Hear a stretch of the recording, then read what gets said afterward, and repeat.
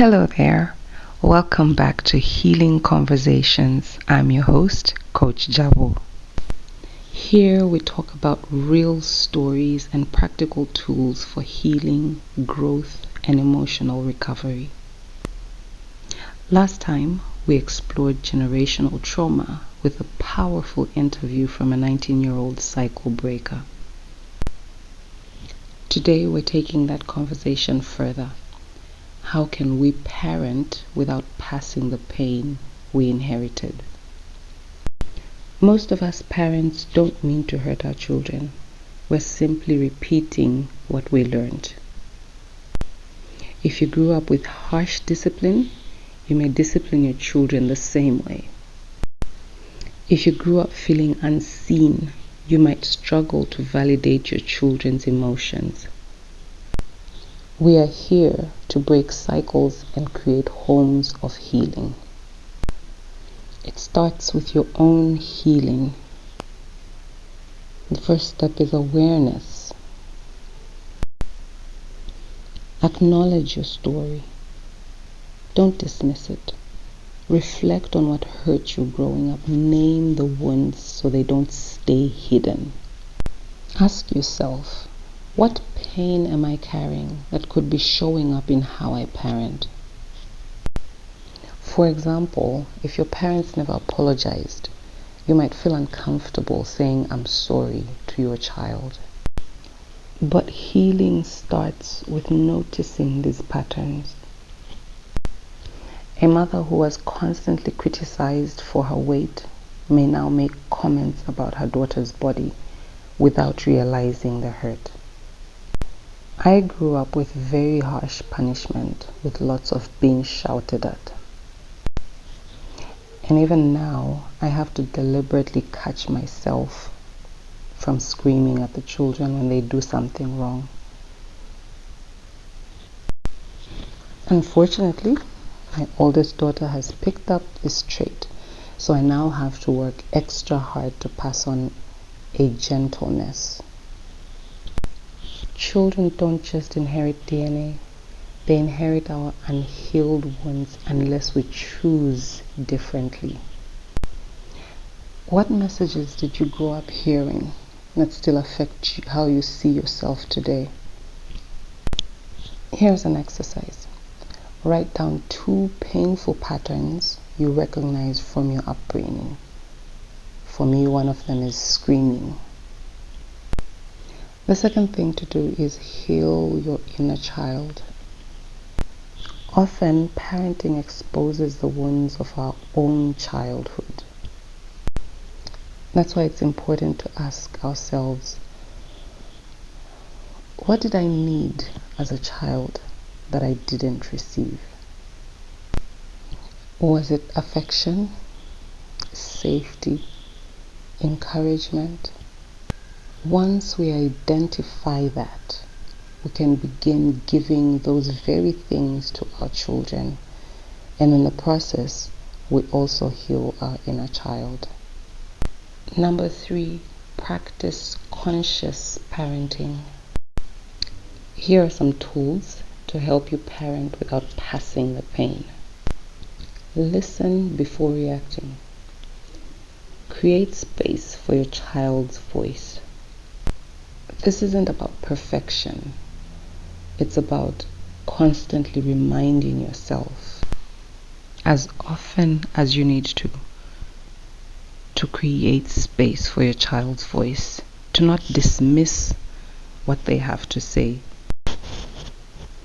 Next, validate the children's feelings. Let your child know it's okay to feel what they feel.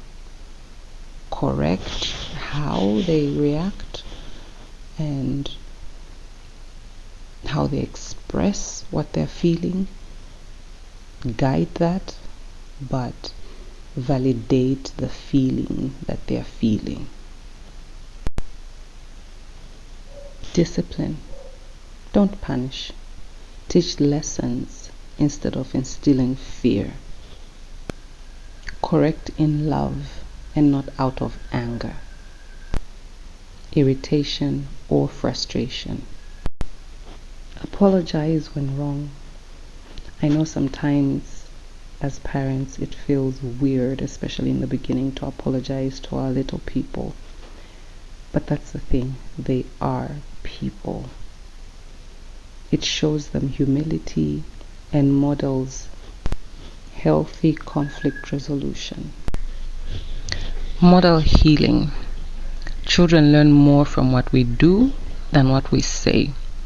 So when you deliberately choose to heal openly in front of them, and especially to your older children, talk to them about what you're going through and let them see and feel the pain and the relief afterwards. Let them go through all those emotions with you, and instinctively they will pick that up and begin to live a healed life, unlike where you had to work at it. For them it will be instinctive.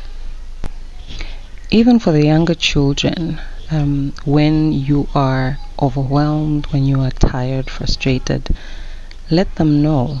Tell them, mommy is feeling tired, mommy is feeling frustrated, mommy is feeling angry right now, so she'll need some time to herself.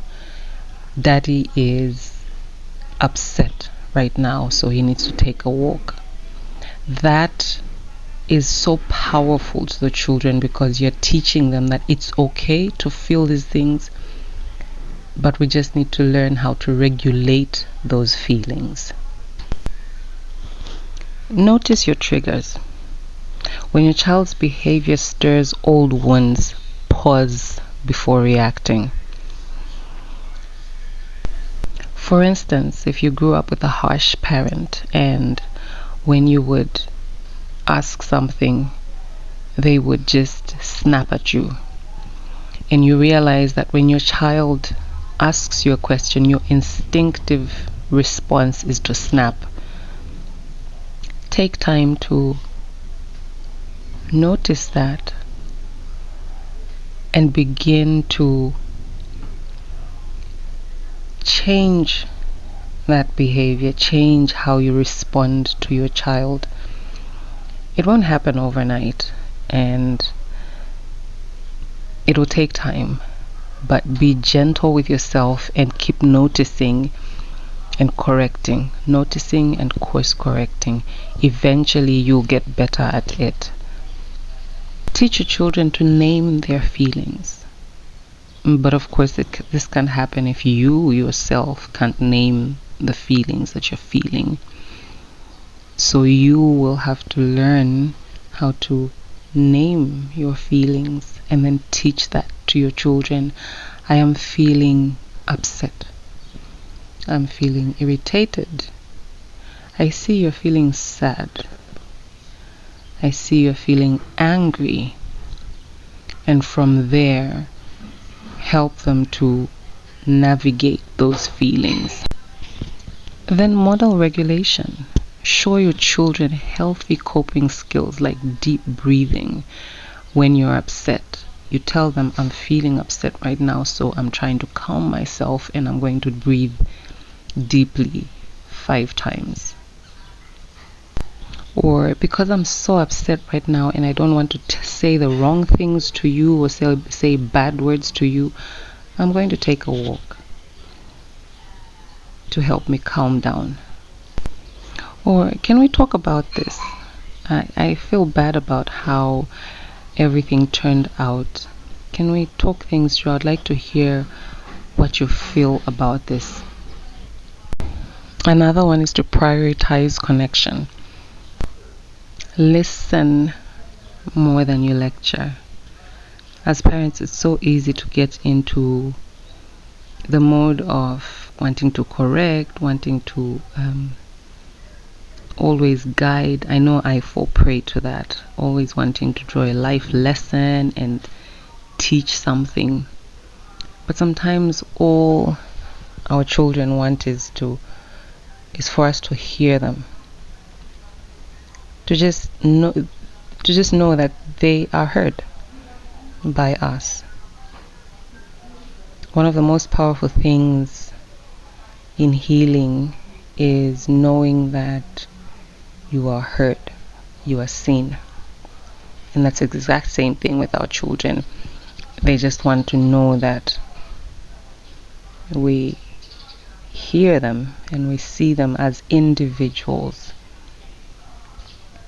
So deliberately, intentionally take time to just be with your children, to just spend time with your children, listening to what they have to say.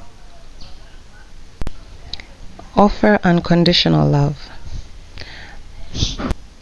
Tell them that they are loved. Deliberately say the words out loud. I love you. Not only when you're good, but always. Even when you do something wrong, I love you. And I want you to come to me all the time. Let's deliberately tell our children these things so that they know. Let's not just assume that, they know that you love them unconditionally. Let's tell them. Let them hear the words coming out of our mouths every so often. Let's guide and not shame our children. For example, if they spill something, shaming them would look like telling them, look at the mess you've made. You're always so careless. Guiding, on the other hand, would mean saying something like, oops, the juice spilled.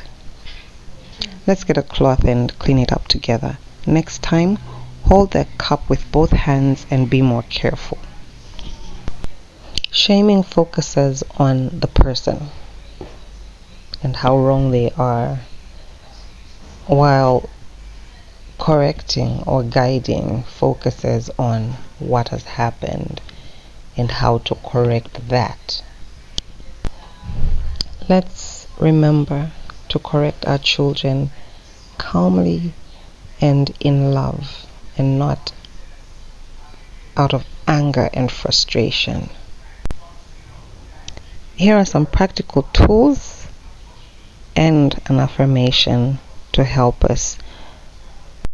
Deliberately set aside 10 minutes every day to connect with your children without distractions. No phone, no TV, just presence. It's in these moments that healing and trust are built. And with time, you realize that you are connecting so much, you end up spending more than 10 minutes together. Especially if you have more than one child and each one gets to talk and share what's on their hearts. These are beautiful moments that we can deliberately create with our children that will have a lasting impact on their socialization and connection skills. Here's an affirmation that I would highly recommend you say to yourself every day. I'm breaking cycles of pain and creating a safe space for my children to grow in. Again, and this time mean it. Say it with your chest. I am breaking cycles of pain and creating a safe space for my children to grow in. As parents, we don't have to be perfect. We can't be perfect. We're imperfect human beings. And so we need to bring that mindset even into our parenting. We cannot be perfect parents, but we must be willing to grow. We cannot have the mindset of, oh well, this is who I am, if we want to break cycles. But we also cannot have the mindset of being perfect and doing everything exactly right. Healing as a parent is one of the greatest gifts you can give to your children.